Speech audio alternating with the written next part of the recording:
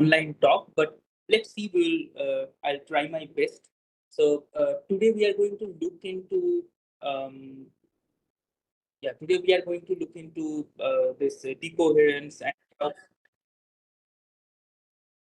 today we'll look into decoherence and Krauss operators, noise in general.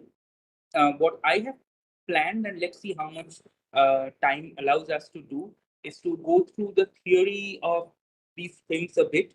And also at the same time, if at least we can get 30 minutes or something, I can show you how you can do all the things that we discussed today on Qiskit. It's very simple to do all of those. Um, just one question mainly to the attendees. I got to know that one of the previous speakers have already covered block spheres. So I guess all of you are at least comfortable with what is a block sphere, why it is needed, and this kind of thing, right?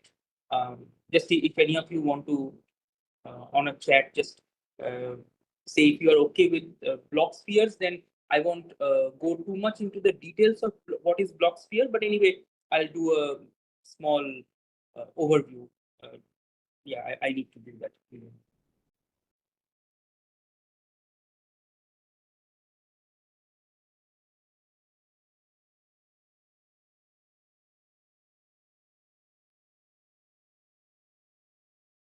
Okay, at least someone is saying please explain in detail. Okay, let's go into this. Let me share my screen and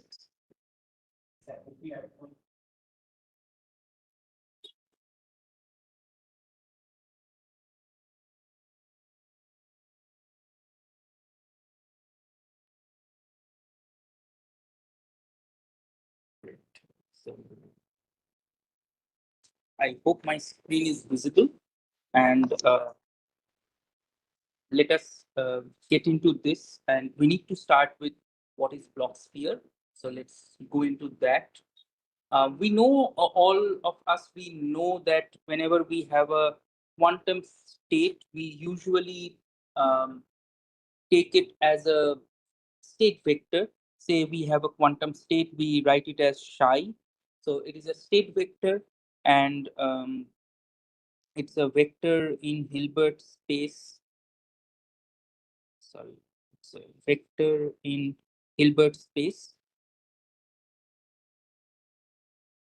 And we have already seen what are the different stuffs that we can do. Any operation on this is a unitary operator. So this psi will evolve as some phi will be some u times psi, where u is a unitary. And we have seen all of these that we can measure it in a basis, and the probability of obtaining an outcome, say small b, is given by this. This is the Born rule. So we know all of this. Now the question is that this state vector representation has some limitations. And when we think of this limitation, the first thing that comes into mind is entanglement.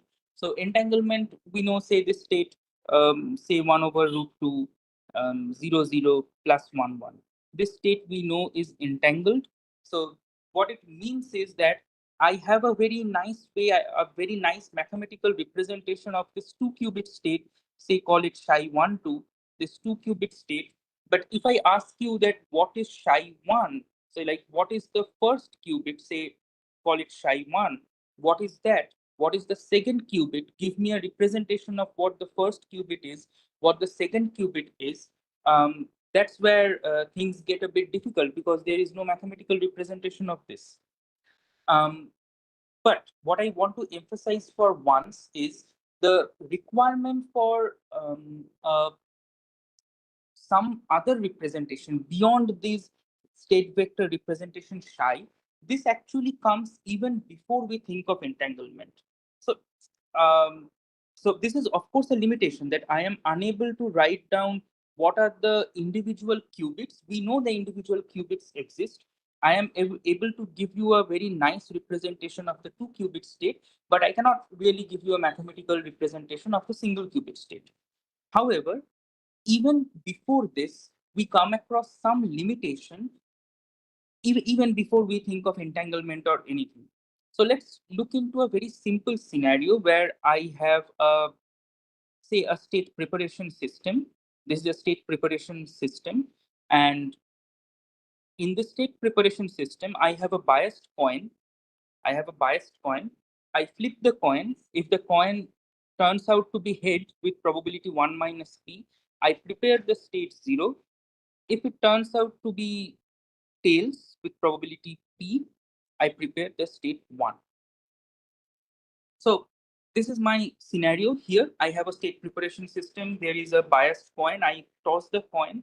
And when I toss the coin, if it turns out to be head, which happens with probability 1 minus p, I press a button. It prepares the state 0. If it turns out to be tails with probability p, I press a different button and it prepares a state 1. Now the question here is, there is no entanglement, nothing. It's a very simple scenario. How do we mathematically represent this? If we say that, okay, so the mathematical representation of this is, say, square root of 1 minus p0 plus square root of p1. This is wrong. Why is this wrong? Because what this is telling me is this representation is a superposition. So this state that I am representing using this notation, this mathematical notation, is both in the state 0 and 1 at the same time. But what I just described here is I am either preparing the state 0 or preparing the state 1. I am not preparing both of them or some superposition of them. I am just tossing a coin here and I am preparing either 0 or 1. So this representation, if I give this kind of a mathematical representation to this problem, this is completely wrong. This representation is not correct. So the question is, how do I represent this? And the answer is we can't. Even before going into entanglement, there is even no superposition in this example that I described. Even in this example, we are unable to give a mathematical representation of the scenario. So it shows there is a limitation of this state vector notation. And what we want to do is we want to go to some other notation that is known as the density matrix notation.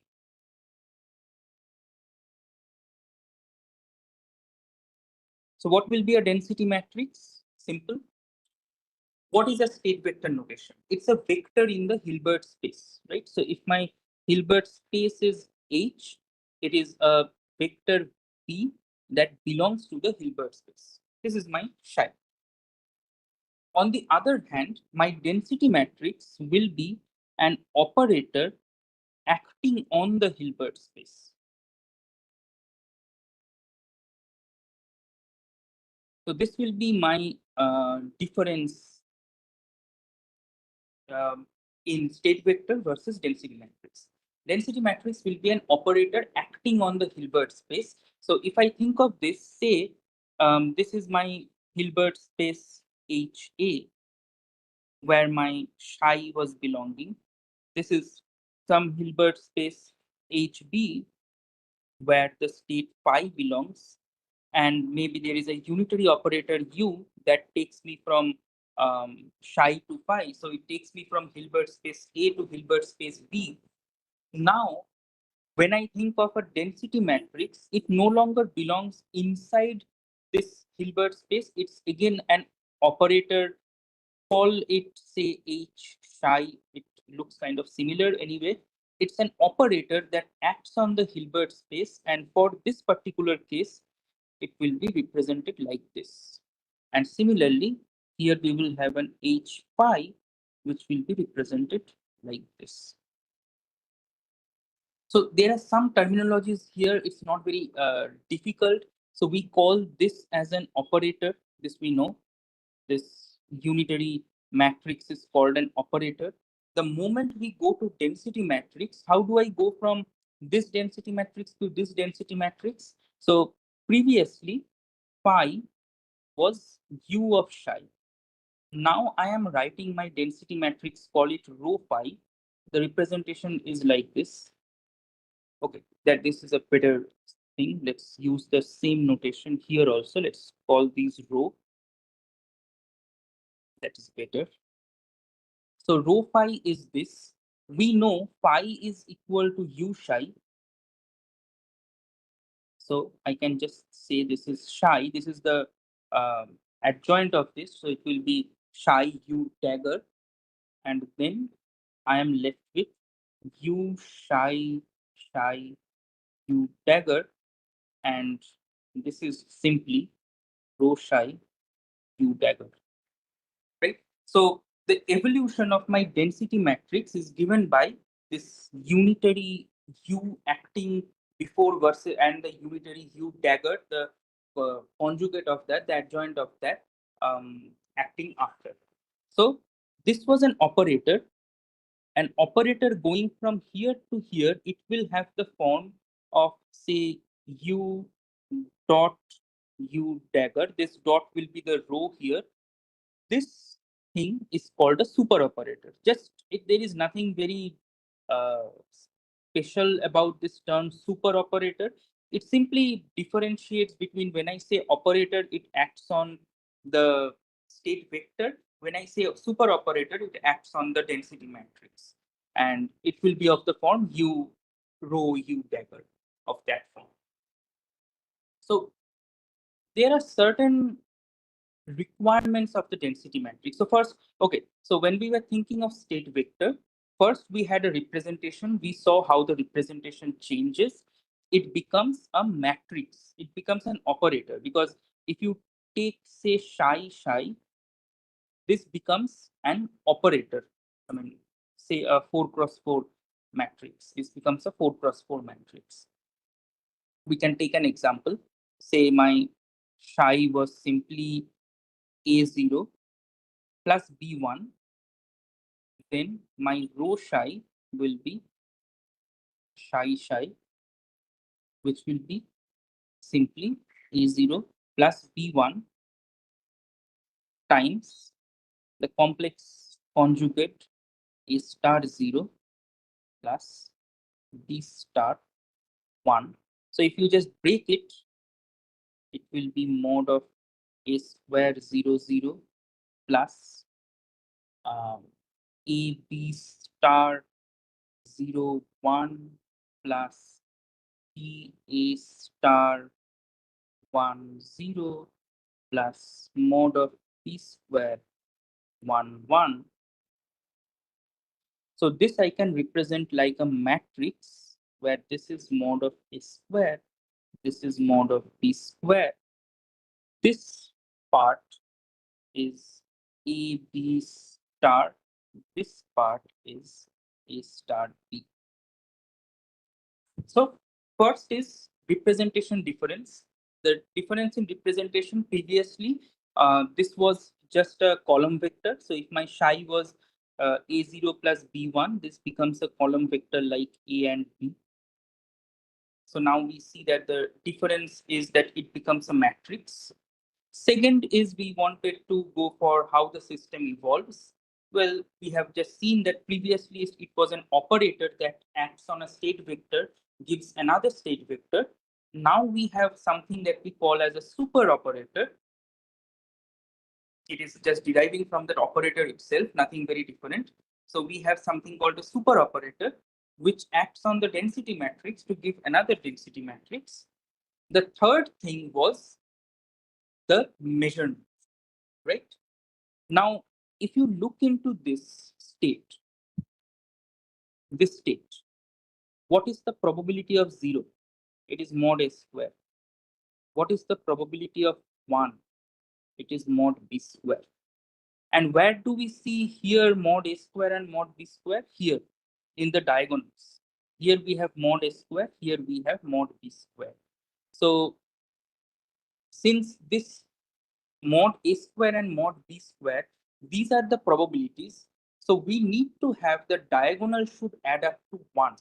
So the very, very important requirement is that trace of rho is equal to 1.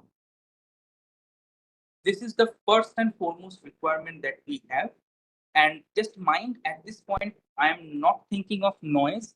We will see what happens to this think nothing will happen to the trace, but trace square when noise happens and other things. So this is the first and foremost requirement. These are mod A square, mod B square. These are my probabilities. So when I measure this, mod A square gives the probability of getting outcome 0.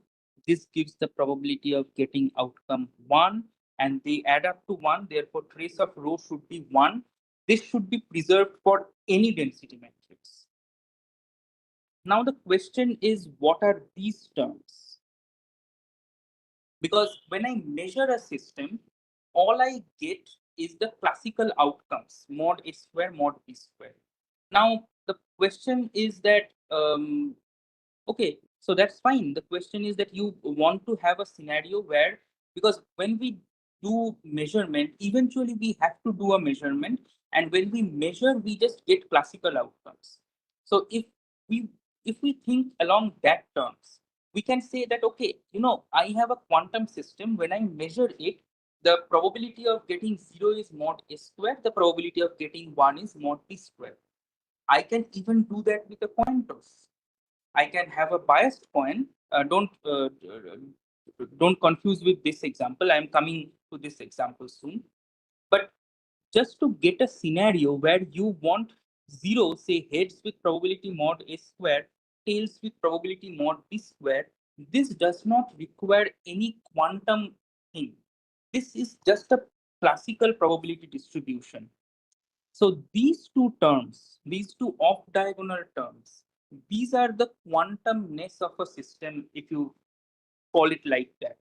So these two things, the off-diagonal terms, because the diagonal terms, they are just classical values. And when you measure, you get the diagonal terms. These off-diagonal terms are called coherence. And in some sense, this is what is the quantumness of a system. And you have already heard the name of decoherence. It was the title of this lecture, in the title of this lecture. When noise happens, what happens is when the system interacts with the environment, that's noise. When that happens, these off-diagonal terms go to 0. And if it goes to 0, this is what is called that the system is losing its coherence. That means when noise happens, we will see this. I'm just kind of jumping ahead. But when noise happens, this system turns down. This tends to something like this. And this we just discussed that this is a classical scenario where I can just do a coin toss with probability A square and B square. So this is classical. So as the system interacts with the environment, it becomes classical. And how it becomes classical is by losing this off-diagonal terms, which are called decoherence, which are called coherence. And this process of losing the coherence is called decoherence. But anyway, so this is my first requirement. Trace of rho should be equal to 1 for every scenario. There is another requirement for being a density matrix, that is, all the eigenvalues of this density matrix should be greater than or equal to 0. Because these eigenvalues, what do my eigenvalues tell me here? We know that when we measure this, the eigenvalues, so when I have a density matrix rho, and if I diagonalize this density matrix, I should be able to find a basis, say some B, where I will be able to write it down like this. So B0 plus say B1, where this Kate and Bra B1, these are the eigenstates, and just the B0 and B1, these are the eigenvalues. So when I measure this system, this system will collapse either to state B0 with probability B0, or to state this density matrix B1 with probability B1. Since these eigenvalues correspond to probabilities, these eigenvalues should be greater than or equal to 0. So this is what the second term is telling, second requirement is telling us, that rho should be greater than equal to 0. This implies that my eigenvalue should be all non-negative. And that directly translates to saying that when I measure the system collapses to one of the eigenvectors. This we already know. Even the state vector idea is this, that it will collapse to the one of the eigenvectors with the probability of the corresponding eigenvalue. So if my corresponding eigenvalue is a probability, it should be greater than or equal to 0. So that's kind of like a very quick summary of what these density matrices are about. Now let's ask the question that we started by a scenario where we said that, okay, I have a machine where I have a biased coin. I flip my coin. If it turns out to be head, the probability of that is 1 minus p. I press one button and it gives the state 0. Or if it is tails, I press the other button, it gives the state 1. And we argued that this superposition kind of representation is not really representing what is happening in this example. But because you will understand one thing, why so? Because when I write this kind of thing, this is not probability, this is probability amplitude. The square of this is probability. But here I am dealing with a classical mixture. This is a classical probability, a classical mixture. I am flipping a coin and accordingly I am pressing 0 or 1. There is nothing quantum in it. So for this kind of scenario, what I can do is I have a preparation system once more. This is 1 minus p. It creates the state 0. With p, it creates the state 1. I can represent this as rho 1 minus p 0 0 plus p 1 1.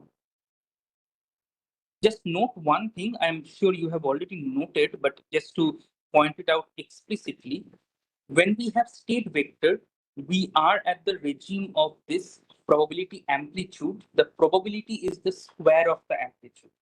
When we come to the density matrix, the diagonal terms are the probabilities. They are not amplitudes.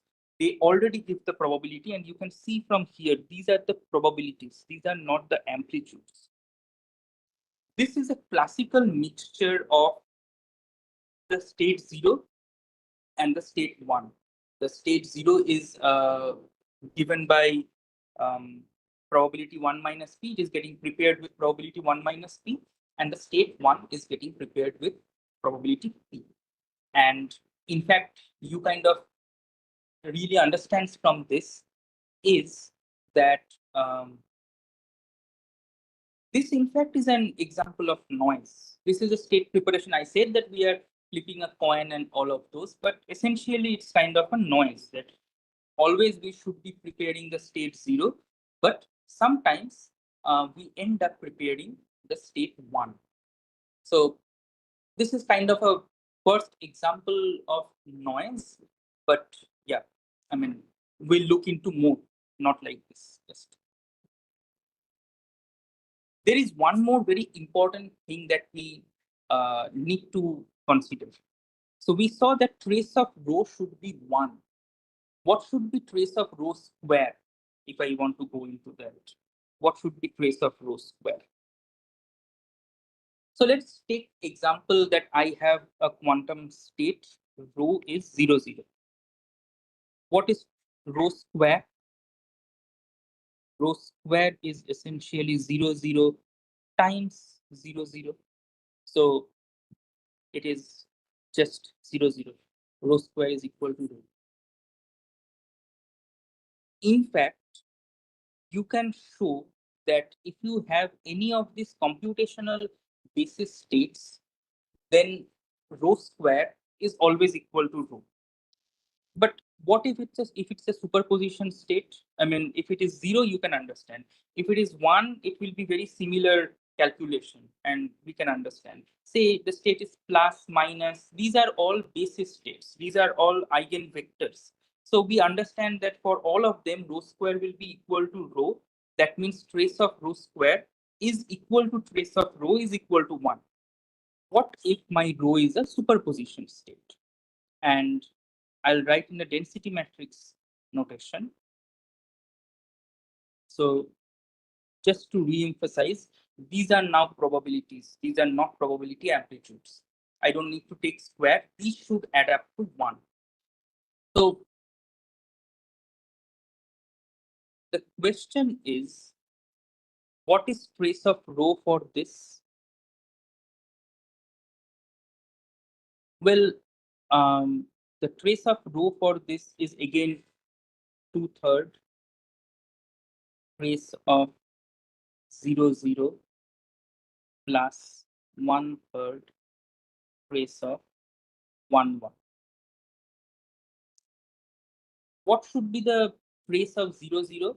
We can do a simple mathematical calculation and show that it should be 1. We can do another thing. We can do another argument. So if you write 0, 0, 0, 0 looks like this. 1, 0, 0, 0. So trace of this is basically 1. We can do another argument on top of that, even without writing down the matrix explicitly and showing what is happening. We can do a different argument, and the argument will be, what was my trace? Why was trace of row equal to 1? Because this turned out to be the probabilities, right? So naturally, this is a valid density matrix. Its trace should be 1. This is a valid density matrix. The trace should be 1. So it is 2/3 plus 1/3, which is 1. But what is the row square for this? So let's write row square first. So row square will be 2/3 0, 0 plus 1/3 1, 1 times 2/3 0, 0 plus 1/3 1, 1. So we have, say, 4/9 0, 0, 0, 0 plus, let's do the 0 and 1. So it's 2/9 0, 0, 1, 1 plus 2/9 1, 1, 0, 0 plus 1/9 1, 1, 1. So 1, 1, 1, 1. Now, naturally, this inner product is 0. This inner product is 0, which means that this term and this term anyway gets cancelled out. So we are left with this term. This inner product is 1. This inner product is 1. So that means if I do the trace of row square, it is essentially 4/9. Okay, let's write it down. 4/9 0, 0 plus 1/9 1, 1. And you can immediately see that this will become trace of 0, 0 plus 1/9 trace of 1, 1. So that's 4/9 plus 1/9, which is equal to 5/9. This is not equal to 1, and this is in fact less than 1. This is important. Not equal to 1 is not the more important thing. It's less than 1. And what you can actually show, or what you can argue from here, is just some definitions that if you have a density matrix whose trace of row square is equal to 1, this is called a pure state. If it is a pure state, you can always write a state vector representation of that. So you could have just represented this as psi. But if you have trace of row square less than 1, this is called a mixed state, and it does not have a state vector representation. Note once more, this is not a superposition state. This is in fact the type of state that we started with, that you are preparing 0 with probability 2/3 and 1 with probability 1/3. So this is in fact the type of state that we started with, the discussion that we started with. If it is a pure state, like 0 was a where did it go? Yeah, 0 was a pure state. Trace of rho square is equal to trace of rho square is equal to 1. And if you want to represent 0, you don't really need a density matrix. A state vector notification is sufficient. But if you want to represent it, if you want to represent this kind of state, this kind of state, there is no state vector representation of that. Trace of rho square is less than 1. It is called a mixed state. And this definitely requires a density matrix notation. In terms of Bloch sphere, um, I won't go into the details of how the Bloch sphere is created or anything. It will like take up a lot of time, and we will diverge from the decoherence and of Krauss operators and all of those parts. But we know that a density matrix can always be represented as a Bloch sphere, and say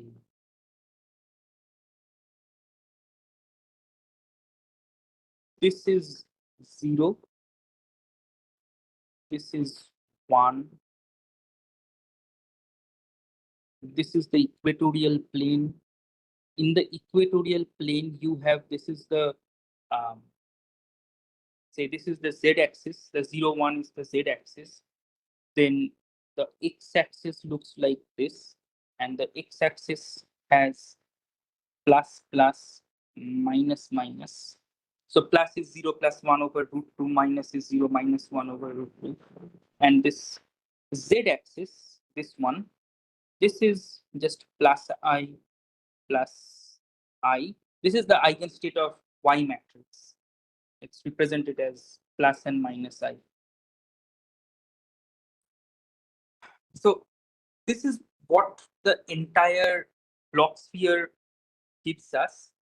If it is a pure state, it belongs to the surface of the Bloch sphere.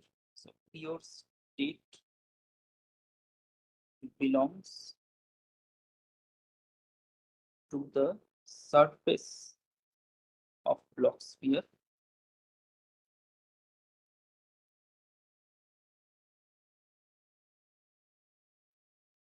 Mixed states. So if you look into this state, what is it telling us?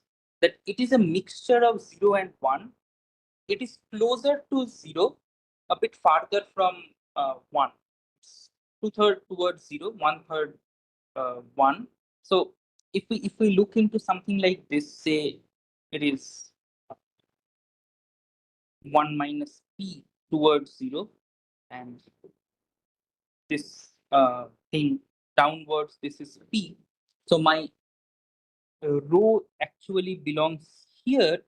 It is a mixed state, and it belongs inside the surface of the Bloch sphere. It is inside the Bloch sphere. It is not on the surface of the Bloch sphere. So mixed states belongs inside the Bloch sphere.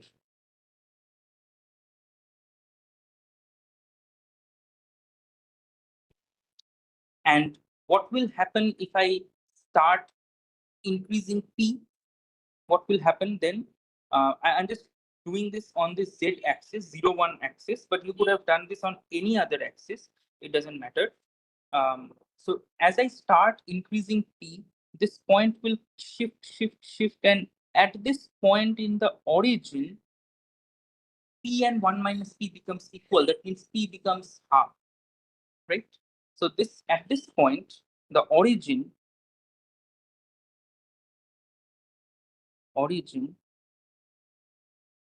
p becomes half.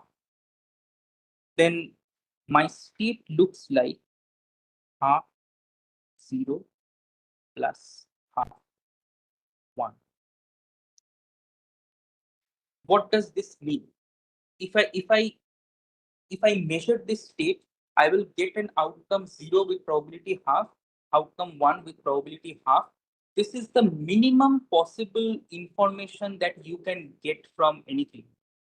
Right? It is just a coin toss, nothing more. This is not telling you anything. This is giving you total 0 information. I mean, there is no information here. Well, it's just, it is at a 50% chance of being 0, 50% chance of being 1. It doesn't tell me anything about the system. I could have just written this without doing the calculation. I would urge you to go and do the calculation if you haven't done this before. But just from the argument that we made, I said in the beginning that I am just looking into the z-axis. I could have looked into the x-axis as well. So my rho could have been, say, 1 minus p plus plus plus p minus minus. Again, if I start increasing p, I will reach this origin where the state will be 1/2 plus plus half minus minus. I could have done this from the y-axis as well. I could have taken some other axis also, not necessarily x, y. I could have just said that, okay, I like this axis. I will use this axis. I could have done that also. So any axis that I take, called is the b, again b0 plus half b1, where b0 and b1 are orthogonal. Of course, the requirement is that b0 and b1, they are orthogonal. If this condition is satisfied, it is basically the same state, the origin. So first thing is that it is not telling me it is not giving me any information. It is not also telling me whether it is like prepared via 0011. Is it coming through plus plus minus minus? Is it coming through some other basis? There are infinitely many bases that you could have selected. And all of them, when you start increasing p and take it to half, will reach the origin. And here, if you do the maths a bit, just break down this and add, you will see this state can be written as identity by 2. This is called a maximally mixed state. This is called a maximally mixed state. It gives me no information. It has the maximum entropy, and you will be looking into quantum cryptography, I think, starting tomorrow or sometimes. I don't know whether they will talk about this, but if they do, great. If they don't, if you just go and look into the protocol, and if you see that when say the BB84 protocol or something, the key distribution protocols, when the communication happens, when the bit goes from Alice to Bob, if you look into the bit in the middle, within this communication, not after Bob receives and measured the state, but within the communication, it is always in this state identity by 2. So it's a maximally mixed state. It has maximum entropy. If there is a hacker who is trying to get hold of that state, all those things that you cannot copy and everything, that will come into play.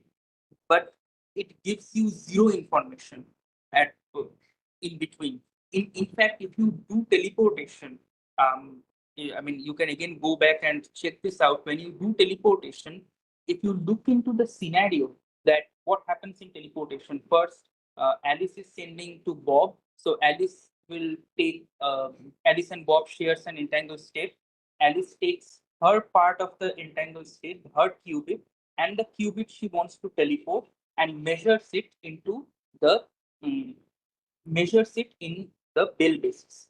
And depending on the outcome, Alice will inform Bob, and Bob will do a unitary operator and then will measure.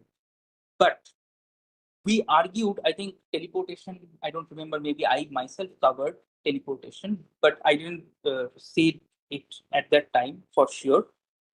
If you look into this, we kind of argued that when you are doing teleportation, you need to send those two bits of classical communication. Otherwise, it will be like faster than speed and all of those. So it violates general relativity. If you mathematically look into the state, once Alice has made the measurement, but Alice has not sent any classical information to Bob yet. So what does Bob know about the system? It's a maximally mixed state. Bob knows nothing about the system. So you see how the maths so beautifully works out. One thing connects to so many different things together. But anyway, so that's kind of yeah. Let's stop talking of density matrix and block sphere up to this point. If there are any questions at this point, we can just take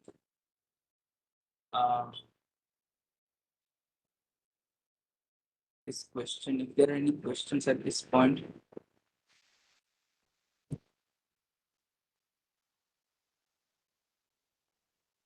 So there is a question on explain the correlation of entropy on coherence for a quantum state. So yeah, that's a different kind of scenario that we are not discussing today. The kind of entropy that I was talking about is on maximally mixed state, like your information is zero about the state, you have no information about the state, so entropy is maximum. But yeah, I mean, there are certain entropy calculations that you can do on the density matrix that will tell you whether the state is entangled or not.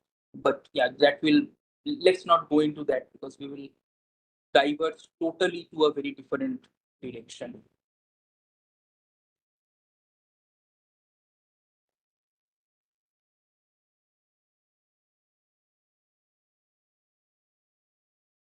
Yeah, if there are any questions at this point, or let's do this. If there are not immediate questions, we can just do one small thing here.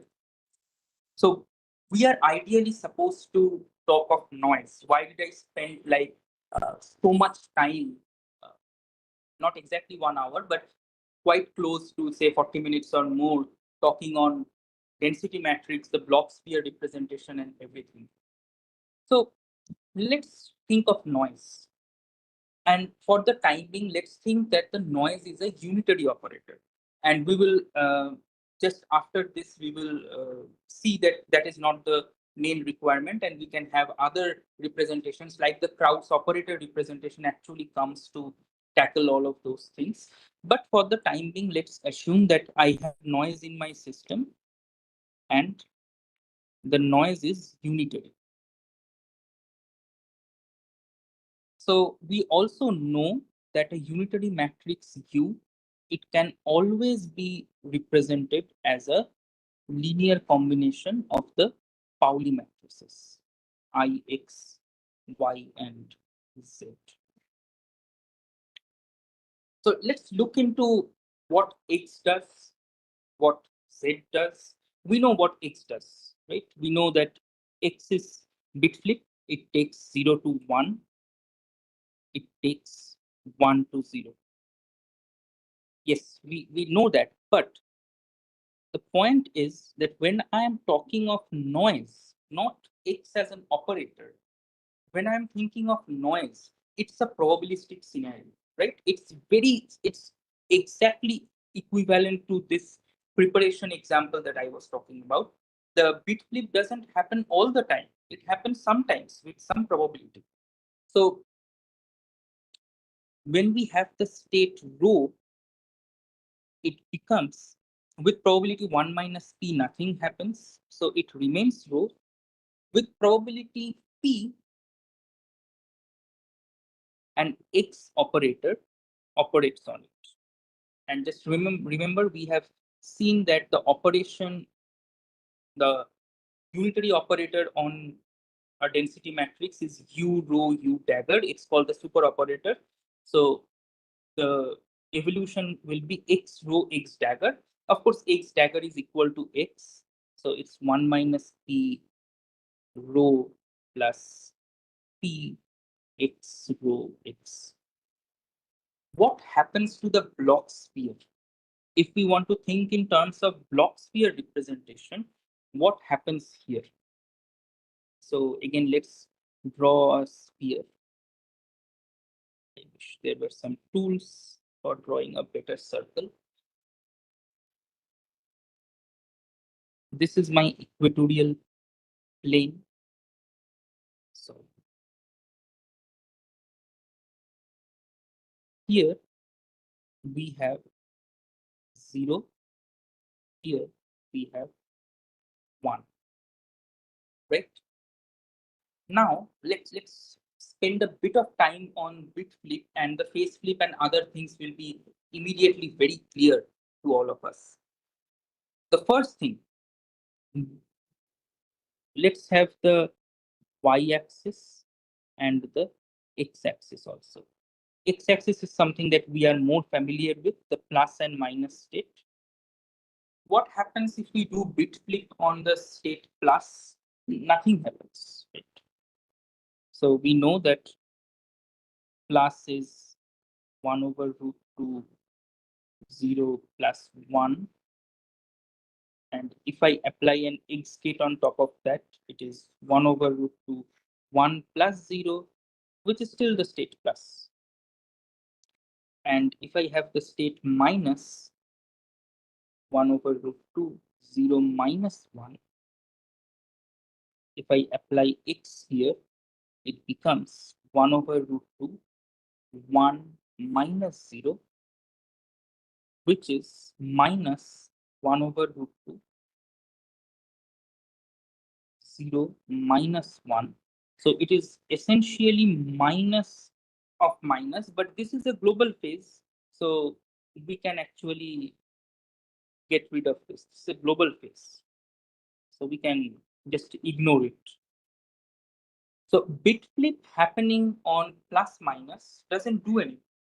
Similarly, if you see the state plus I and minus I, it is also an equal superposition. Plus I is 0 plus I1, minus I is 0 minus I1. So if you apply X gate on those, it will incur some global phase, but it won't change the state of the system. So when does it change the state of the system? If it is either 0 or 1, then it kind of flips, right? Again, we say that it doesn't really just, it is not like 0 directly goes to 1, 1 goes to 0. That is for one single operation. But a general operation is where this thing occurs probabilistically. And we all have already seen what happens if it is probabilistic. It kind of goes down slightly, right? This goes down slightly, this goes up slightly, and so on. So if I start applying this kind of bit flip operation as a noise where it's a probabilistic mixture, 0 starts going towards 1, 1 starts going towards 0, right? But we have already argued that plus and minus does not change. Nothing happens to plus and minus. Plus I minus I, nothing happens here. So what will be the scenario? If I think of in terms of the block sphere, when I apply this bit flip noise, what happens to the block sphere? It kind of, nothing happens to the equatorial part, but it kind of becomes an ellipsoid kind of thing. Because 0 is going towards 1, 1 is going towards 0. So again, this is my 0, 0. This is my 1, 1. The equatorial part is unaffected by bit flip noise. And if we keep pushing the bit flip noise more and more, and we take the probability p to half, it will just become the equatorial plane.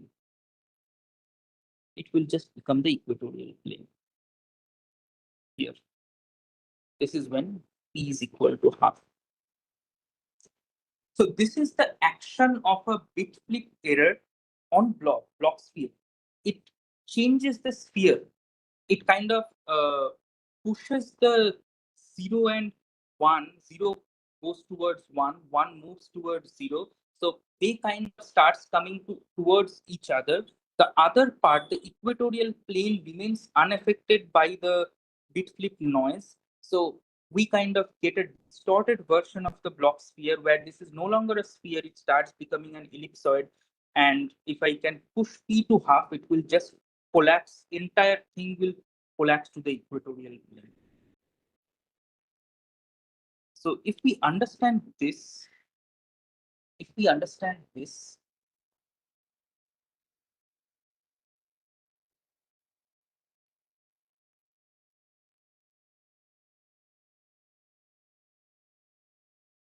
yeah, sorry, there are some questions. I'm coming to that in a minute. Just if we understand this, let's look into phase split. We know Z acting on 0 is 0. Z acting on 1 is -1. But again, this is a global phase. This minus here is a global phase.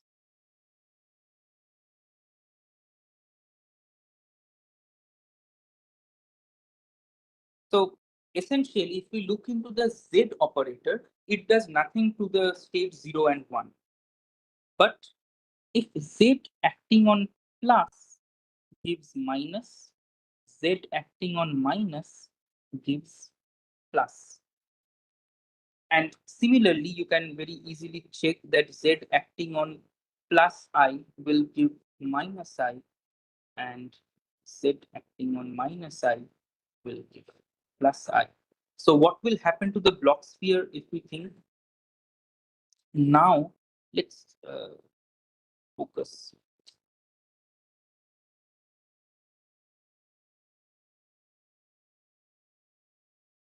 So again, this is my sphere.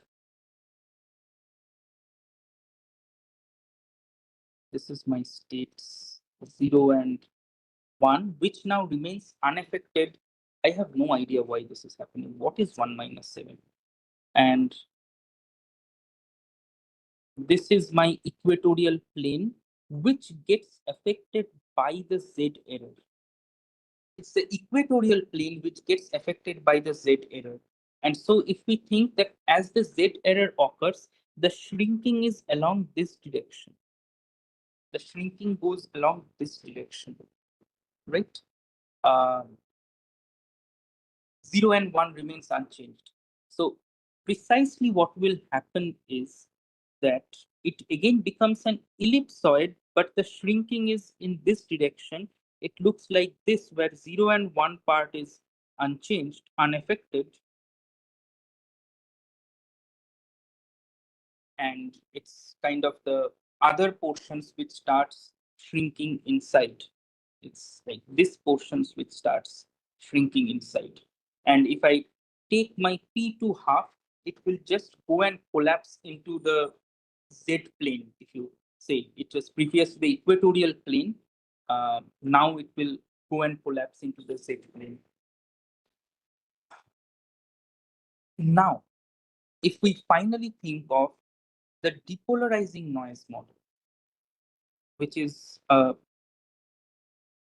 very important and a very easy to write down noise model. The depolarizing noise model says that with probability 1 minus p, nothing happens to the state, and with probability p, it goes down to the maximally mixed state, which is the origin. And if you break it down, you can show that it is simply p times identity by 2, the origin, because it is kind of like identity. You can break it down by saying that it is, say, 1/4 rho plus 1/4 x rho x plus 1/4 y rho y plus 1/4 z rho z. So you can break it down as an equal combination of the Pauli matrices, and it just becomes 1 minus 3p by 4 rho plus p by 4 x rho x plus p by 4 y rho y plus p by 4 z rho z. So what will happen to the block sphere now? Again, if this is my block sphere,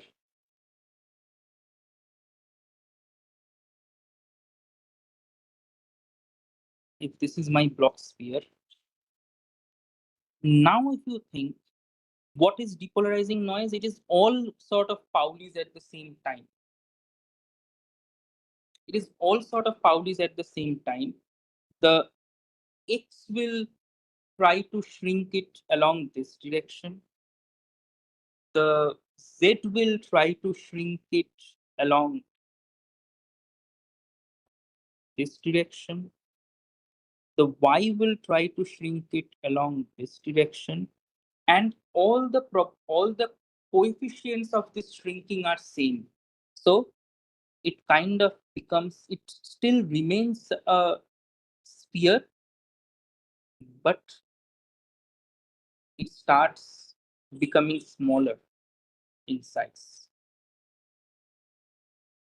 It kind of starts shrinking, and when you take p to half, when you sorry, not p to half, sorry, when you take p to 1, essentially it becomes a maximally mixed state, so it starts shrinking from all the directions. And what will happen if you just keep on shrinking, it will go down to the origin. So when p is equal to 1, it will go down to the origin. And that we have already argued before, we have already discussed this before, that the origin is identity by 2. So this is what happens. The origin is identity by 2. That's why it is kind of represented. It is also mathematically represented like this, that with probability 1 minus p, the state remains unchanged. With probability p, it goes towards the origin, identity by 2, maximally mixed state. So this is kind of the depolarizing noise model and the effect it has on the block sphere. There is something called a stochastic Pauli noise model. It's called a stochastic Pauli noise model. The stochastic Pauli noise model says that it's exactly the same thing, but the coefficients need not be the same. So it is kind of 1 minus px minus py minus pz rho plus px x rho x plus py y rho y plus pz z rho z. And px, py, pz need not be equal. If they are not equal, it's called a stochastic Pauli noise model. If they are equal, it's called a depolarizing noise model. Even here, what will happen, you can understand that this block sphere will start shrinking from all direction, but the shrinking will not be in the same rate. So in this scenario, the shrinking was in the same rate. So that's why the sphere remains a sphere, but it starts getting smaller and smaller and goes towards identity by 2. Here also it goes towards identity by 2, but in different rates in different direction. So it's very difficult to draw that because the sphere will lose the spherical structure. It will become something complicated depending on the values of px, py, and pz. And we will end up eventually going towards the maximally mixed state. But the very nice structure that the sphere starts getting smaller and smaller, and then it becomes a point, that will not be here. The sphere starts shrinking in different ways. It will lose its spherical nature. It will become something very different, but eventually it will go towards p equal to 1.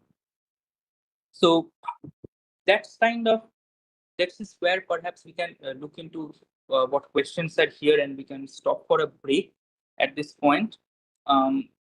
There are definitely other types of noise which I have not talked about, which we will talk about after the break. But we kind of argued that the noise we are thinking of is unitary. and we have seen all the general types of unitary noise.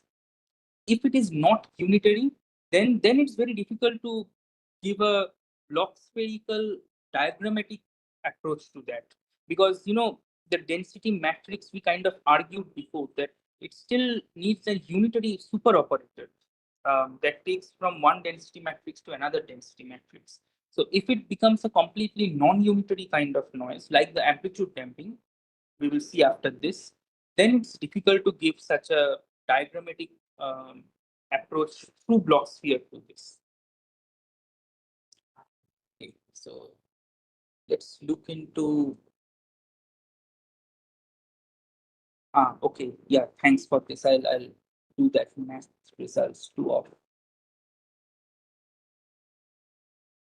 Yeah, thanks for that. Let's look into the questions. Give a real life examples for pure and mixed states. It's kind of the example that I gave you. Pure state is where the state is exactly known. It is a, say, a basis state, a superposition state, everything is allowed. Mixed state comes from this classical mixture, where the uncertainty lies in the classical nature, and that mainly comes through noise. It mainly comes through noise, or it can come through entanglement. Um, but that will be kind of the examples of pure and mixed state. So there is a question, can we have mixed basis quantum states and what will be the density matrix? So, okay, I won't pretend to be an expert in this field, but yes, there is something called mutually unbiased basis and everything. Um, these were studied by Bennett and others. This will fall very much into theoretical physics or foundations of quantum physics kind of area. Um, but there you can show that you can actually create bases not with only mixed states, but with combination of pure and mixed states. The density matrix doesn't change. The basis, the density matrix doesn't depend on the basis, right? It depends on the state. It doesn't depend on the basis. You can always write it down in any basis that you want. It doesn't depend on the basis. But it is possible to write certain density matrices in a basis that contains mixed states. And these are like the mutually unbiased basis and all. Yes, so there is another question in surface and spatial. The major difference, yes, the major difference is the mixed state and the pure state. If it is on the surface, it's a pure state. If it's on inside, it's mixed state. So this is another very interesting question, that any correlation with entanglement with this? Yes. So something that we kind of started by saying, that if there is a entangled state, let's look into this state. We have a very nice representation of this state. But if I ask you what are the individual qubits, there is no representation of this. So what we can do from here is, if I write it down as rho, it naturally becomes half 0, 0, 0, 0 plus half 0, 0, 0, 1 plus half 0, sorry, not 0, 0, 0, 1, sorry, 0, 0, 1, 1, 1, 1 plus half 1, 1, 0, 0 plus half 1, 1, 1, 1. This will become my density matrix. And let's just call this AB, just to say that the first qubit belongs to, say, Alice, and the second qubit belongs to Bob, the two qubits. Now, if we want to write down what is rho of A, what is the state of Alice? Because this is another question that we couldn't answer. That is given by something called a partial trace. So a partial trace can be something like, it's difficult to give a physical interpretation of what this partial trace is, but you can think of it in two ways. First, let's say that Alice and Bob, they shared entangled state. Bob has lost it. Now, what can Alice say about her state? Or Bob has measured it, but Bob refuses to tell his outcome to Alice. I have measured it. I will not tell you my outcome, because if I just tell you what my outcome is, you immediately know what your state is. But I will not tell you the outcome. What can you say about your state now? So this kind of questions where for some reason information coming from the other system is not accessible, that is called a partial trace, and this is given like this: trace over B. I am tracing over the B part. So I'm kind of throwing away the B part. I don't have any information out of that. That is given like, so you have the Alice part and the Bob part plus half 0, 1 Alice part, trace over 0, 1 Bob part plus half 1, 0 Alice part, trace over 1, 0 Bob part plus half 1, 1 trace over 1, 1 Bob part. Now, what is trace? We know trace is cyclic. So trace of AB is equal to trace of BA. This we know that trace is cyclic.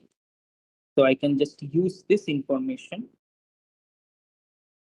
So this is 0, 0, and this is trace over. Or you can do it in many ways, but or you can just say that this is trace over 0, 0 plus half 0, 1, and this is trace over, say, 1, 0, because I can flip 0 and A and B. That's the cyclic property of trace. 1, 0 trace of, say, 0, 1 plus 1, 1 trace of 1, 1. Now, once more, we know this will give a inner product of 0. This will give an inner product of 0. So I am left with half 0, 0 plus half 1, 1. So what this is telling me is what I would have told you on words, that if I don't tell you after measurement, I have measured my qubit, but I don't tell you the result. What can you say about your state? Well, it has a 50% chance of being 0, 50% chance of being 1. That is precisely what this is telling us, and that is no information. And you can recognize this is again the maximally mixed state. This is the maximally mixed state that we talked of here. Half 0, 0 plus half 1. So this is the maximally mixed state. So, but it allows us to give a mathematical representation of the qubit 1, and you can easily try out the row B by doing trace over A. You will see it's the same thing, because if you measured and you refuse to tell me, it's the same problem for me. I'll say that, well, all I can tell about that state is that it's there is a 50% probability it is in 0 and the 50% probability it's in 1. So yes, this partial trace, this is called partial trace, and the maximally mixed state, this has a very big connection with entanglement. So the one last question is that we need block sphere. So there are some mathematical requirements that which I didn't cover today, because if I just go to cover that, then we haven't even touched Krauss operator yet. So there are some mathematical calculations. I would say go and see Nielsen-Schwann, where you can show how a density matrix naturally corresponds to a sphere. It leads to basically 3 degrees of freedom. That gives you, and this trace of rho equal to 1. There are total 4 degrees of freedom, but trace of rho equal to 1, that's one constraint. It leaves 3 degrees of freedom. That leads to a sphere. And the mathematical representation of that is it's the block sphere. It's called the block sphere, that spherical structure that we discussed. Q sphere is something that is inside Qiskit. It is not a mathematically sound mechanism of implementing something of this density matrix. But what will happen in block sphere is that if you have, say, 5 qubits, you will need 5 block spheres to represent that state. On the other hand, the Q sphere is done in such a way that it allows you to just represent everything within a single sphere. So it becomes easier for visualization, but it has no mathematical underlying structure from quantum information. The underlying mathematical formulation of quantum information is a block sphere. Okay, so I hope that answers our question, and we can take a short break, right? Now. Sure, sir. We can take about 5 minutes break if you want.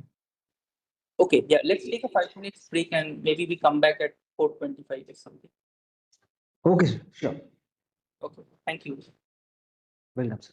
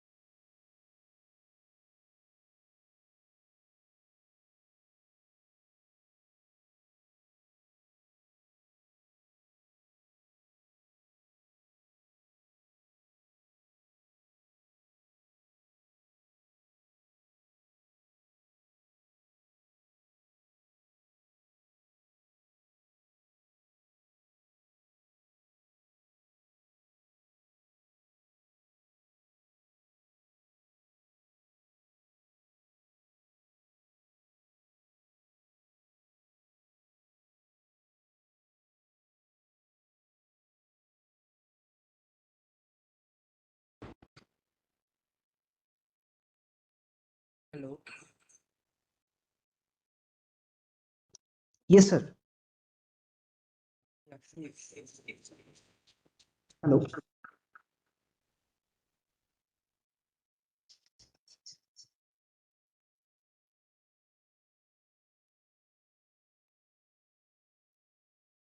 Yeah, hello. Am I audible now?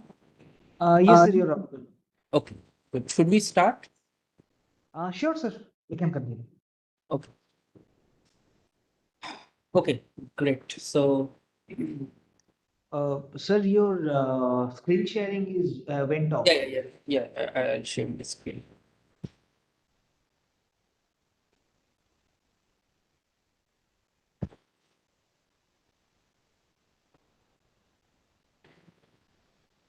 Is this visible? Yes, sir, it's visible. Okay. Okay. So, yeah, welcome back to this this very short 5 minutes break. Um, so there are four topics that are mentioned here. I won't go into all of those, as I said even in the beginning that unfortunately the topics I get are very mathematical. So we will do some part, at least not the entire thing. At least we will skip some, but we will do some of these portions.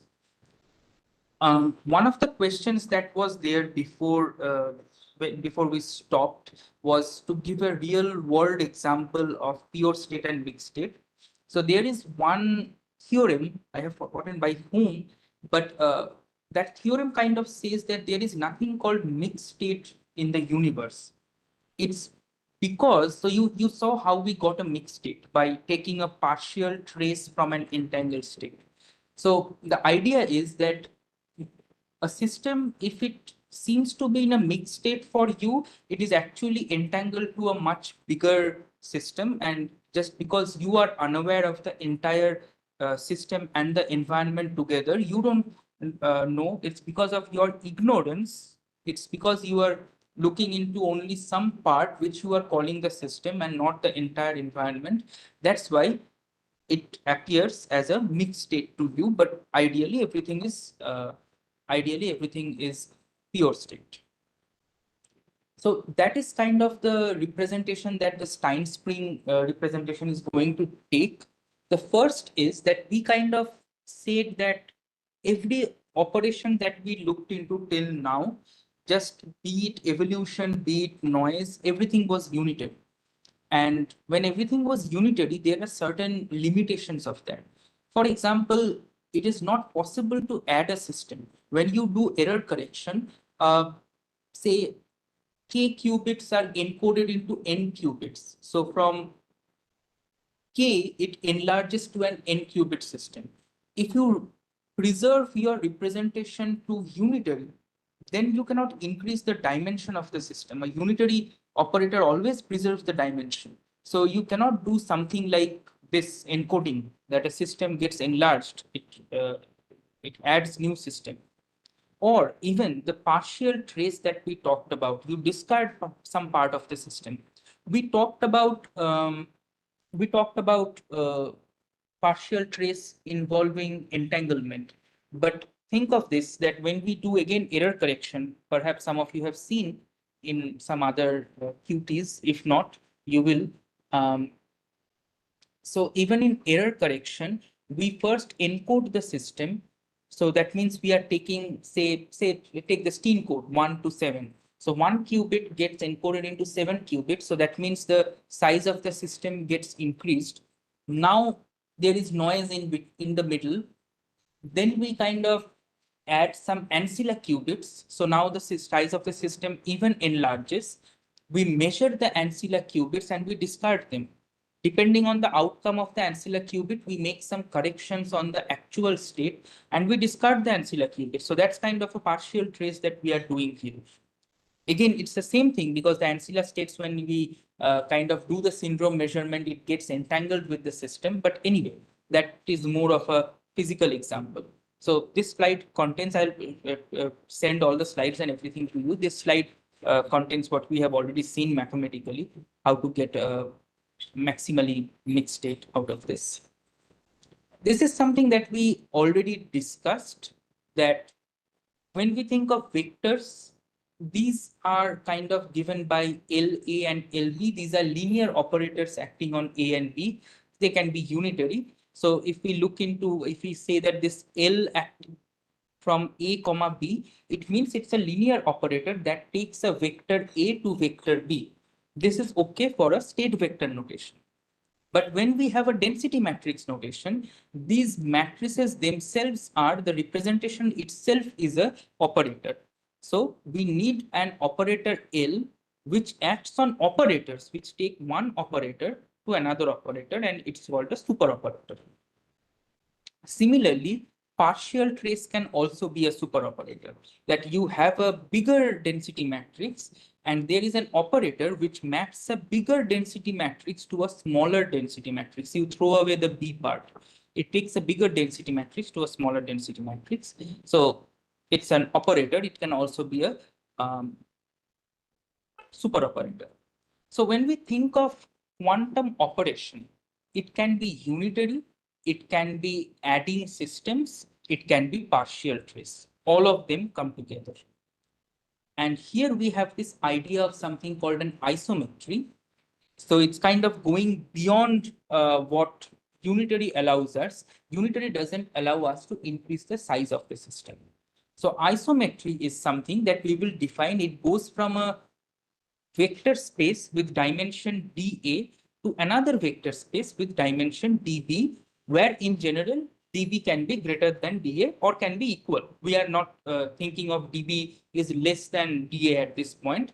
Partial trace we will treat as a separate thing, because we kind of said that unitaries plus adding systems plus partial trace, these two taken together will be isometry and partial trace will remain separate. So when you can understand when dB is equal to dA, this becomes unitary, but dB can be in general greater than dA also. And here the requirement is V dagger V should be equal to identity, and the identity should act on dA. But anyway, V dagger V should be identity. There is no immediate requirement that VV dagger should also be identity. If VV dagger is identity, it can happen only if this is a unitary. So isometry is something a bit bigger, more than unitary. It contains unitary at the same time, but it can be something beyond unitary as well. So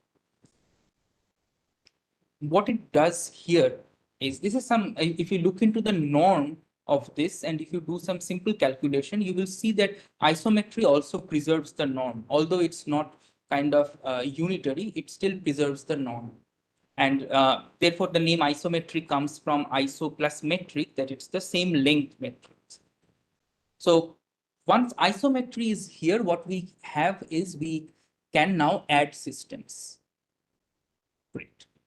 So the other thing that we want to look at is, just give me a second, something went wrong here. Let me share once more.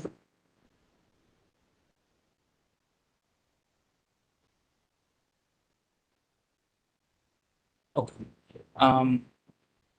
So now, as we said, that what is a quantum system? What is a quantum operator? It's unitary plus adding system. They are taken together as isometry along with partial trace. Now, what is said here is, if you have a sequence of isometries, partial trace, and everything, you can represent everything together as a single isometry followed by a single partial trace. So the question is that how is that possible? So let's say that we have a set of operations on some isometries. They can be unitaries as well, but we will look into the more broader scenario and call them isometries. It's an n qubit system. So the first isometry is acting on n qubits. Remember, it can act as identity on some part. So for example, if it's just an unitary and say it's an X gate acting on qubit 1, whereas it's a 5 qubit system, we can always say that it's X acting on qubit 1 and identity acting on 2, 3, 4 or 5. So this entire thing, X tensor identity on the rest, this can be treated as a unitary or as an isometry.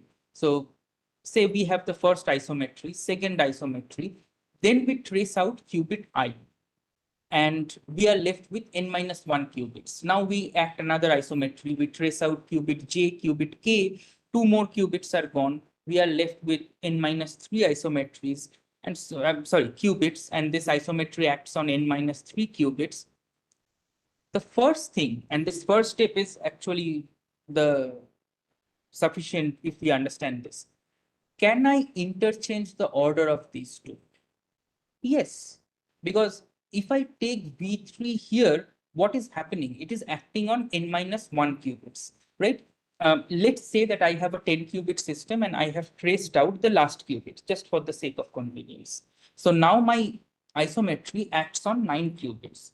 I can say I can always expand that isometry such that it is acting on 9 qubits and it is acting as an identity on the 10th qubit. So the isometry changes slightly, but we can write it like this, that it's some V prime 3 that now acts on n qubits. On ith qubit, it acts as identity. So the moment we can do that, now we can actually take all the isometries together, like we can start moving this and we can take all the isometries together. We can combine them as a single isometry Vn, and we can take all the partial trace and we can combine them as a single partial trace that will trace over I, J, and K together. Instead of saying that individually, I will first trace out I, then trace out J, then trace out K, I can just say that trace out I, J, K. So any quantum circuit can be represented as a single isometry followed by a single partial trace. Now, the first problem of this time spring representation that I said, that when you have a mixed state, the thing that the time spring representation will say is you have a mixed state because you don't understand it, because you don't have the representation of the entire environment. You are only looking into the system S that is of your interest, but the system is entangled with the environment E.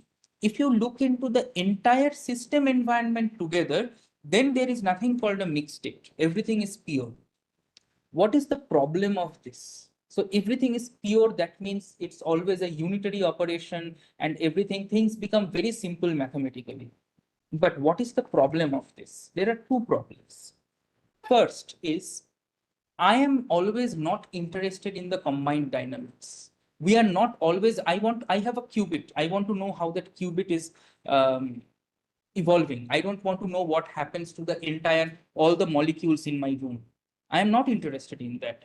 So I don't want to know this combined dynamics. And the second thing is, it is also not always possible to know the combined dynamics. How do we know I have a qubit, what is the environment that it is interacting with? It will be a huge representation.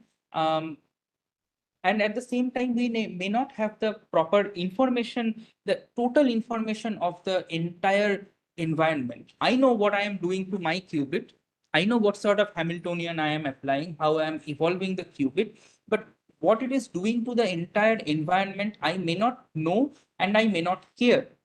So this idea of doing this time spring representation, where everything you represented as the system and the environment and evolve it unitarily, that may not hold always. So the idea here is that, so let's say that the first part is the system and the second part is the environment, and it's in a density matrix notation. So now what we can say is, if I look into an operator acting on this system and the environment together, then I can choose a basis for my environment, right? It may not be a single qubit basis. It can be 100 qubit basis. That's a different issue, but I can always choose a basis for that. So now I can say that, okay, this VE belongs to my system and this E belongs to my environment. If there is any coefficient other than E, I can actually absorb it within VE. V can be a matrix. V itself can be a matrix. So now what I need is, just by isometry, I know that V dagger V should be identity. This is something I know. This is the requirement of isometry. V dagger V, the entire system and environment taken together. But if you just put in this same thing here, what happens? V dagger is V dagger tensor bra of E. I'm just calling it some E1, and V will be sum over some E2, VE tensor E2. Now let's separate the system and the environment out. We have VE1 dagger VE2 tensor E1 E2. Now remember, E is a basis, so it's an orthonormal basis. So when E1 is not equal to E2, this inner product is 0. When E1 is equal to E2, this inner product is 1. So it's a Dirac delta function, and this Dirac delta function only exists when E1 is equal to E2. Call it E. So I end up having a scenario where we have this sum over E, VE dagger VE. Tensor, this is just 1. So there is not much tensor here, right? So this, but what it means, this portion is acting on the system. So I have been somehow able to trace out, in some sense, I haven't traced it out, but in some sense, I have been able to say that I will ignore my environment completely, and I can do that by this representation. Now my system evolves as this sum over VE dagger VE, and this VE, these are called the Krauss operators. Each of these VE is called a Krauss operator. Note that previously the requirement for isometry was V dagger V should be equal to identity. Here the requirement is sum over all Krauss operators, this VE dagger VE should be identity. Each of these individual terms may not be identity. So for a particular E, VE dagger VE may not be identity, but when you sum over all E, it will definitely be an identity. So this is the requirement of Krauss operators, and any channel, any quantum channel that you have, you can represent that as Krauss operators by and followed by a partial trace, where you can understand what we did here was kind of trace out the environment. That's what we said, that we will trace out the environment, and that gives me we previously argued that any quantum dynamics is a single isometry followed by a single partial trace. And this is what we are seeing here. The partial trace I will take over the environment. The isometry is over the system and the environment. But by using this trick, I can actually trace out the environment and get back only the system. And the system evolves like this: VE rho, VE dagger. Even if, see, note one thing, we will show this before. Even if this is unitary, it is not always guaranteed that each of this term is unitary. In general, there is no guarantee here. So each of this evolution is an evolution. It may not be an unitary evolution, but the fact that it preserves the norm is maintained through summation in Krauss operators. So this is how that what we argued, that any quantum dynamics is a isometry followed by a partial trace. That gets converted to saying that any quantum dynamics can be represented as Krauss operators. So these VE are my Krauss operators. Let's look into some examples. If I have a very simple unitary evolution, that's the simple possible thing that we know, that the system rho evolves as U rho U dagger. Then U itself is the Krauss operator. Very, very simple. And for this case, there is only one U. So U dagger U is equal to identity. There is no summation. There is no summation, only a single Krauss operator. So that one also follows. Say I have a Krauss operator that comes from a probability distribution. If you can identify something like this is a depolarizing channel, where we said that with or a stochastic Pauli channel, that with certain probability we have X gate, Y gate, Z gate noise operating, and with some probability we have nothing happening. That means identity is operating. So you can say that UE is, say, all the E's, these U are identity X, Y, and Z. So each of the probability, square root of that times UE is the Krauss operator. Why square root? Because you need to apply it on both sides. So when you apply root PEU, root PEU dagger, the two root PE becomes PE. So that's why we have this type of unitary operator, like the depolarizing noise model, stochastic Pauli noise model. They can also be represented like Krauss operators. Even partial trace can be represented as Krauss operators, but yeah, that's kind of the Krauss operator will look something like this. Let's not go into this detail. We need to go to a few more things. So this is kind of a very interesting channel. We say that a quantum system, when we prepare a qubit is always prepared in the state 0. How do you do that mathematically? Because you take a qubit, the qubit may not be the state 0. How do you do that physically? Well, you keep it for certain time and you can expect that it has kind of released extra energy. We will look into that very soon. It will release extra energy and it will kind of damp down to the state 0. This is what we expect physically. But what does it mean when I say mathematically? How do I represent that? I take a qubit and I map it to 0. It is represented by these Krauss operators. If the qubit is in the state 0, it does nothing to it. If the qubit is in the state 1, it maps it to 0. You can immediately see that this is not a unitary operation because 0 gets mapped to 0, 1 also gets mapped to 0. The reversibility criteria is not maintained. So you cannot have a unitary operator that will kind of show how do you prepare a state in 0. You need a Krauss operator representation for this. I mean, this is kind of an example where, I mean, you could have said here that, okay, measurement is there, unitaries are there, what extra is Krauss operator doing? Here is one example where unitaries fail and you need Krauss operators. We have already talked of depolarizing noise model. This was a depolarizing noise model, and it is exactly this noise model. And you can have the Krauss operators like this. Let's look into this amplitude damping channel. This is what we were just talking of, that if I prepare a system in the state 0, it is the ground state, nothing happens to the system. If I prepare the system in state 1, it has a tendency to release the extra energy and go down to the state 0. So how do I represent this? See, this is again not unitary because 0 remains 0, 1 goes towards 0. This is not reversible. This does not satisfy the criteria for reversibility because 0 is also going to 0, 1 is also going to 0. So if you look into the output, you cannot uniquely tell what is input. So the first thing is, if the system is in 0, this is my environment.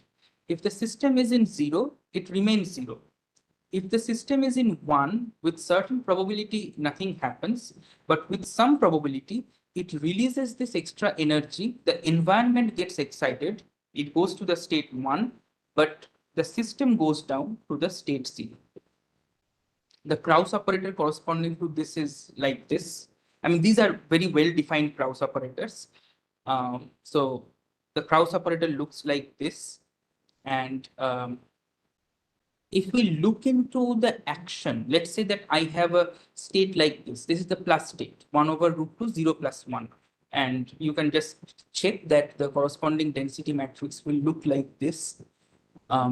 If you apply this V0 row V0 dagger on it, this is what it does. V1 row V1 dagger on it, this is what it does.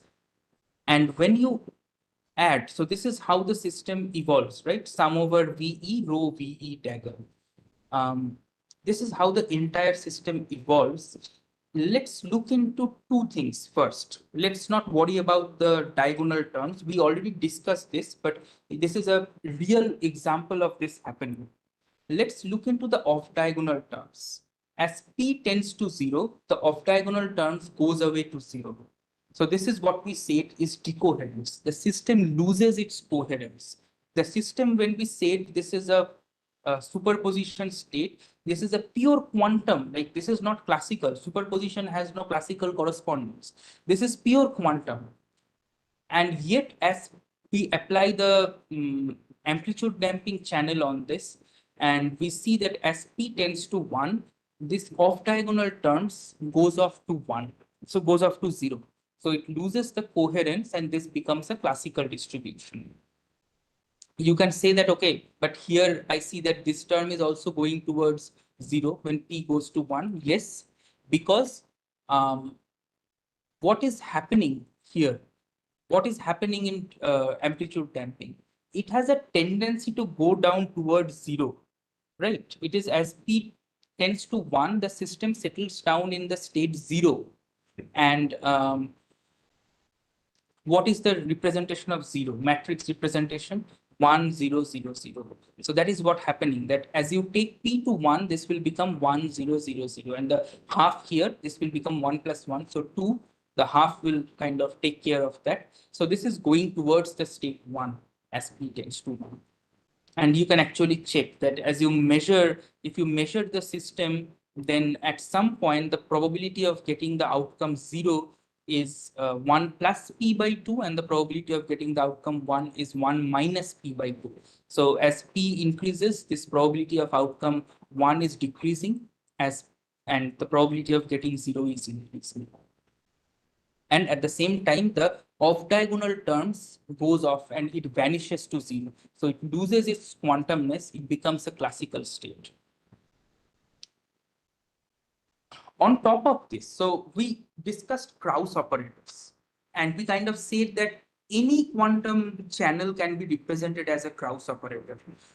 We kind of talked of all those unitary operators, even state preparation, amplitude damping, the non-unitary ones. So we see that it can represent both unitary and non-unitary.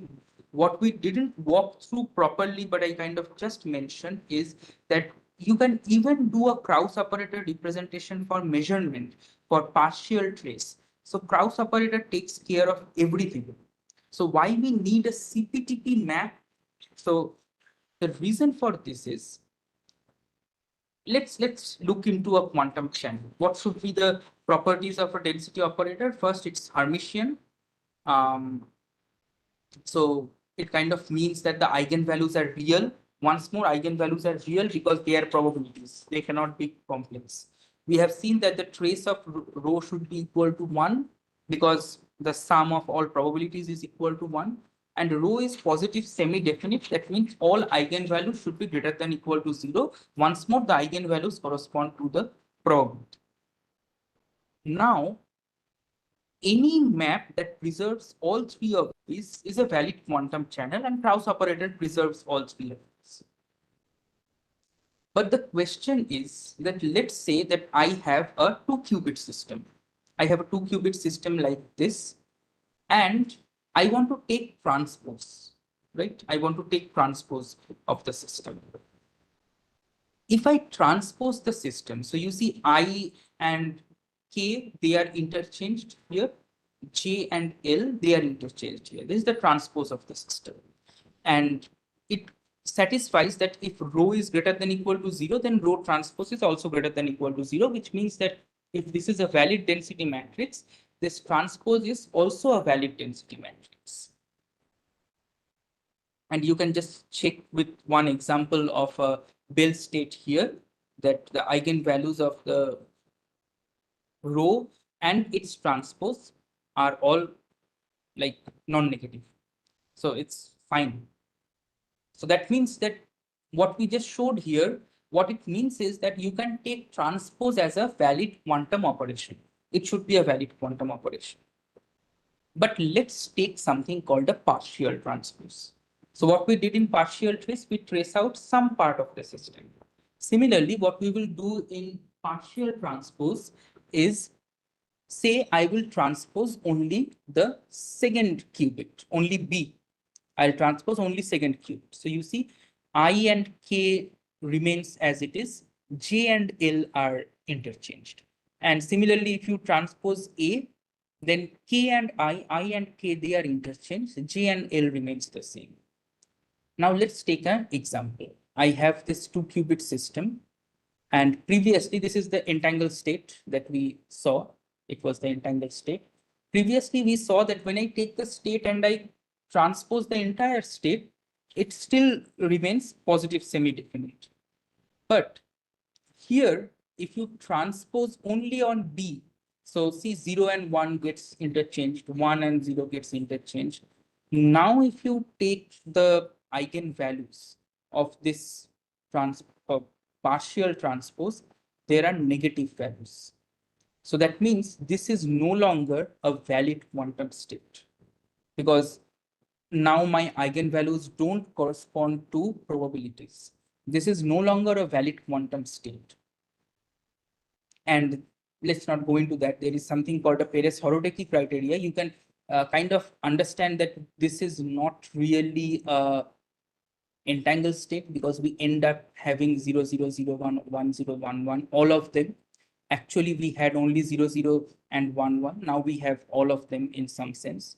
There is a criteria that if the joint density matrix is separable, then its partial transpose is positive. But anyway,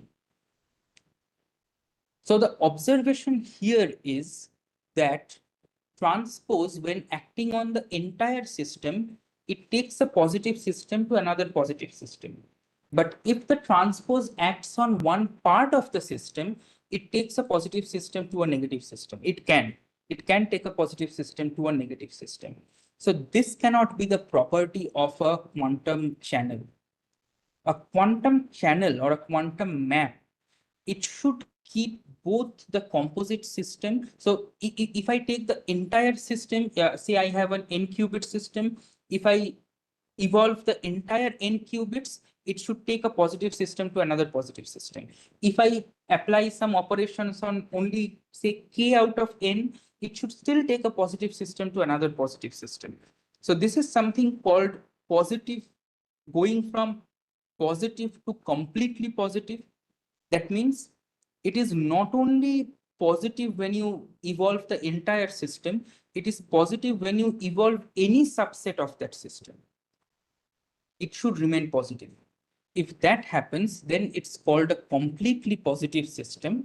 And therefore, we say that a valid quantum channel is something a bit more than Krauss operators. Krauss operator, again, is a valid quantum channel with, when you say that, okay, I have defined a channel, I can give a Krauss operator representation to that and everything. That doesn't make it a valid quantum channel. What makes it a valid quantum channel is that it is completely positive trace preserving. The trace should be preserved. That means like the sum of all the diagonal is 1, which means the probability of getting an outcome sums up to 1. But it should also be completely positive. That means when you evolve only one part of it, if you evolve the entire system or any subset of the system, it should still take a positive system to another positive system.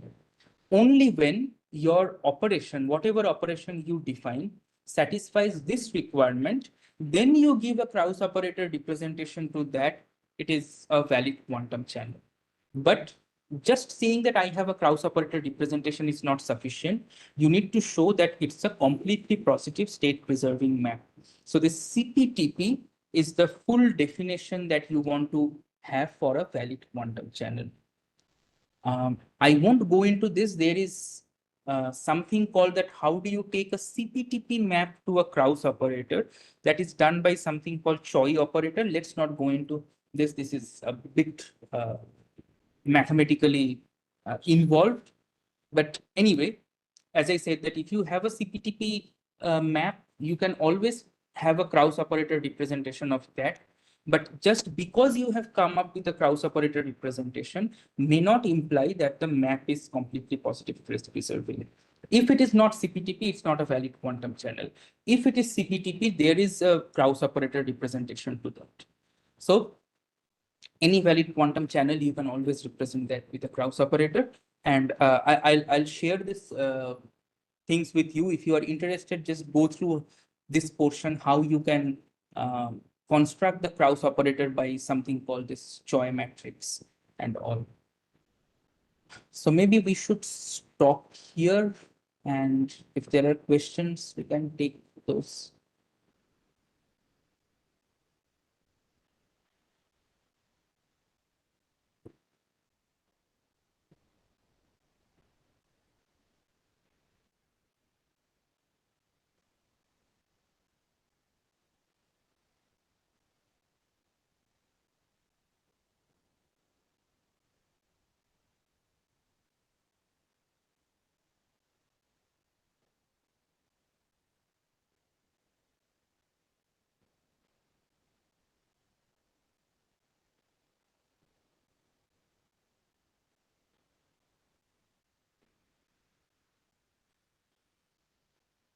Also, what you can do here is, I mean, all of these things that I kind of discussed are, if you just go to my GitHub, the handle is my name followed by a one. There is a repository called teaching, and in this, you will see all the different notebooks. These are, I mean, some of the notebooks I used for other FTPs in other QTs before this, but that's not important here. But you can go to this handwritten notes if you want, and what we were discussing about Blocksphere, these are all here, whatever we discussed today. Yeah, I'll share the GitHub link here. And if you, the intro to quantum channel that I was just showing the PDF, it's also available here. And if you want to see how to build different noise models, you can just go to this notebook. It is also available if you just search on Qiskit, but you can also check here that how you can build all these different noise models that we talked of, like bit flip channel, phase flip channel, different how yeah. So different how it affects the outcomes. How do you do that using Qiskit? And how do you do a depolarizing noise? What happens in depolarizing noise? Like I would definitely say go and run this notebook, because here, as you can see, that we were looking into an circuit. I was looking into a circuit whose ideal outcome should be either 0, 1 or 1, 1. And as I keep increasing the probability of error in depolarizing noise, you see all the outcomes are actually, this one is decreasing, this one is decreasing, this is increasing, this is increasing. They are coming towards equal distribution. That's what we saw, right? It goes to the origin, so it becomes a maximally mixed state. How do you create Krauss operators using Qiskit.quantuminfo? How do you take a noise model and create a Krauss representation of that? How do you actually take a Krauss representation, create a Krauss operator? This is the state preparation um, Krauss that we were showing, that you take anything and you map it down to 0, and you can see it is not unitary, but it's definitely CPTP. That's all. How you look into different measurement errors, thermal relaxation that we talked about, and just showing here that, so when we have, this is the original scenario, when I have taken the thermal relaxation parameters from the current IBM Pittsburgh. This is the one of the latest devices that we have. And you see that the devices are so good at this point that for the small circuit that I have taken, it is not really affecting too much.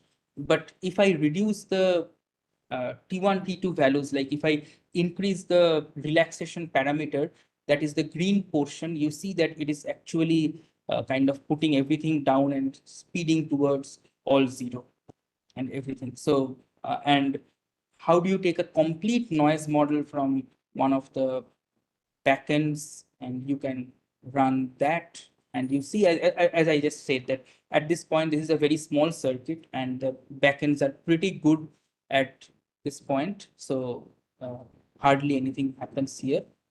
But yeah, I'll just share everything. Maybe the link is not correct. This should not be just yeah, use this one.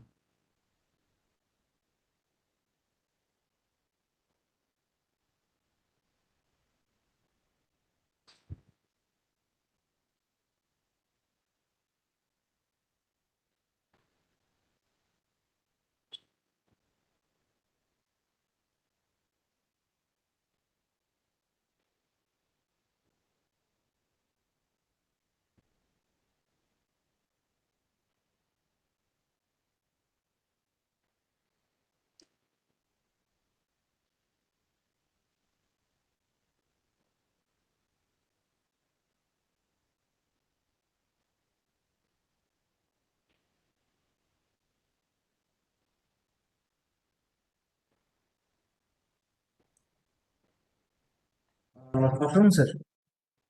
Yeah. Um, so we have anything else?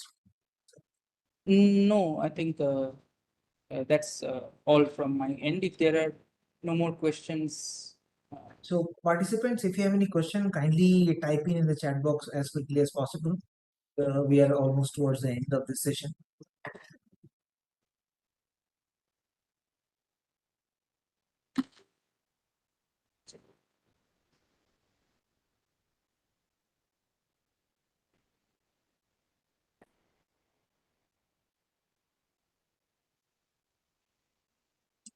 I think, sir, there are no questions. Uh,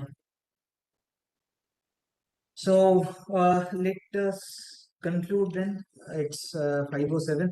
Thank you very much, sir, for the informative session. As from the interaction of the participants, we can understand the participants really like the session and they're really involved in the session, to be precise.